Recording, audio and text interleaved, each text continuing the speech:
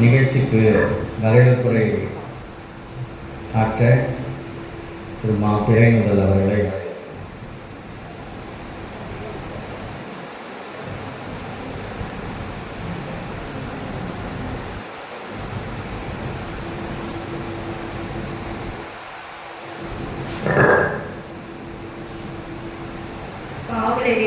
தமிழ்களம் முன்னெடுத்துள்ள தமிழ் எழுநாள் விழாவிற்கு வந்துள்ள அனைவருக்கும் வணக்கம் கூறி வரவேற்கிறேன்.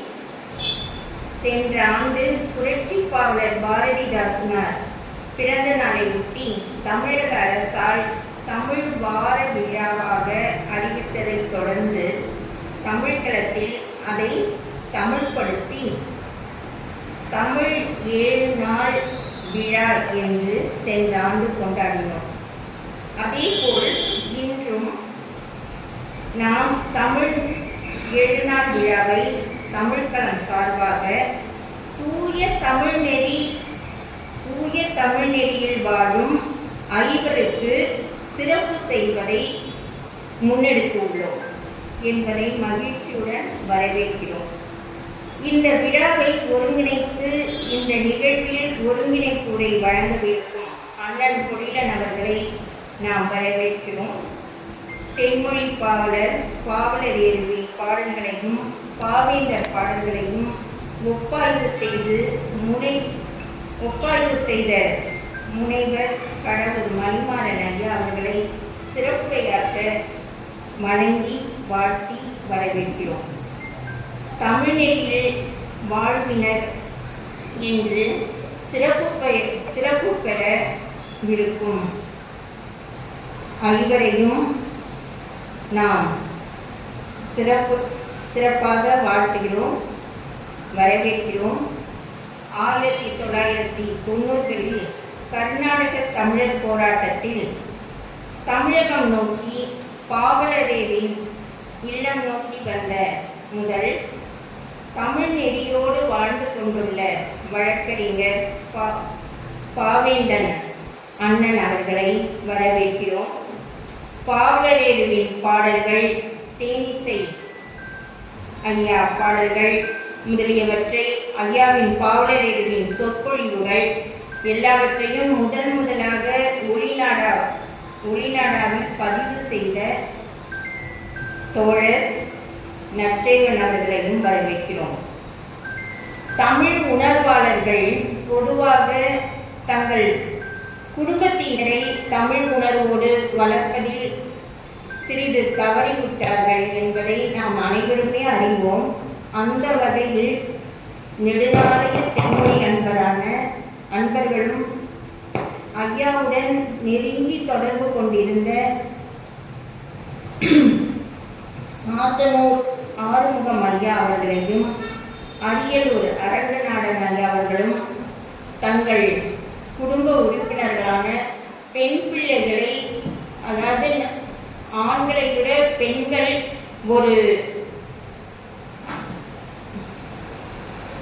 ஒரு குறிப்பிட்ட தமிழ் உணர்வுடன் வளர்ப்பது என்பது மிகவும் சிறப்பு.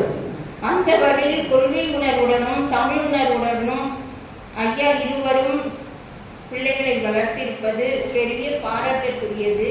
எந்த விடுதலையுமே பெண்கள் இல்லாமல் எந்த ஒரு இனமுமே பெண்கள் இல்லாமல் விடுதலை பெறாது. அந்த வகையில் பெண்கள் முன்னெடுத்து நாம் சிறப்பிப்பதையும் நாம் மகிழ்வுடன் வரவேற்று மகிழ்ச்சி அடைகிறோம். அதில் முனைவர்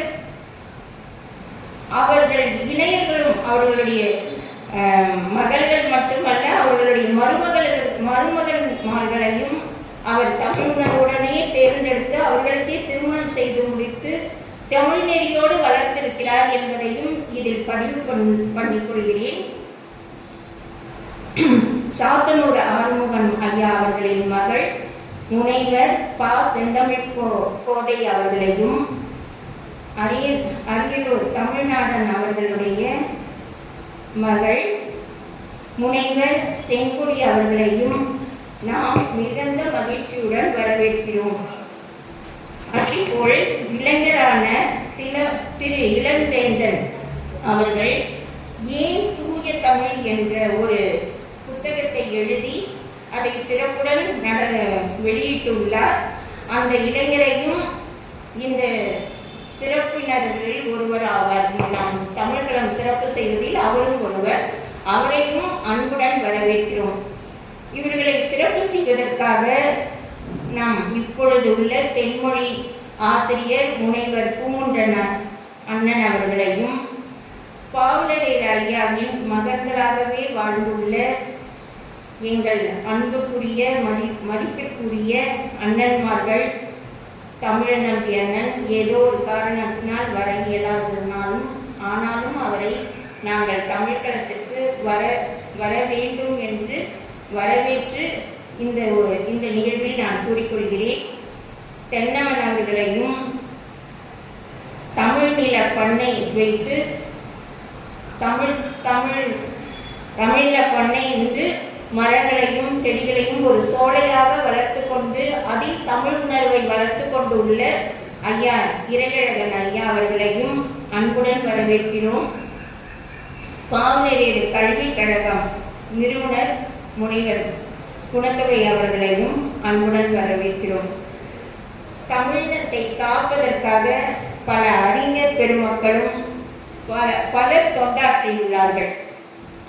அந்த வகையில் நாம் அவர்களுடைய கொள்கையை ஏதாவது ஒன்றையாவது நம் வாழ்வில் பின்பற்ற வேண்டும் என்பதை இந்த கூட்டத்தின் வழி நான் தெரிவித்துக் கொள்கிறேன்.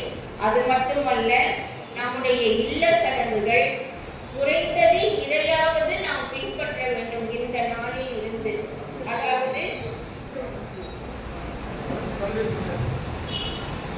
அதாவது நாம் தமிழ் பெயர்களை வைக்க வேண்டும். இல்லங்களில் நாம் செய்யும் விழாக்களை பார்ப்பனர்கள் அல்லாது நம் பெரியோர்களை, தமிழ் அறிஞர்களை, போற்றுதற்குரியவர்களை நாம் அழைத்து நாம் இல்ல விழாக்களை நடத்த வேண்டும். தமிழ் பெயர்களை, நம் பிள்ளைகளுக்கு தமிழ் பெயர்களை வைக்க வேண்டும். இதை மூன்றையாவது நாம் வாழ்நாளில் பின்பற்ற வேண்டும் என்ற ஒரு உறுதியுடன் இந்த கூட்டம் கலைந்து செல்லும் பொழுது நாம் அந்த உறுதியை ஏற்போம். அனைவரையும் இங்கு வந்துள்ள அறிஞர் பெருமக்கள், தமிழ் உணர்வாளர்கள் அனைவரையும் வரவேற்று மகிழ்கிறேன். நன்றி.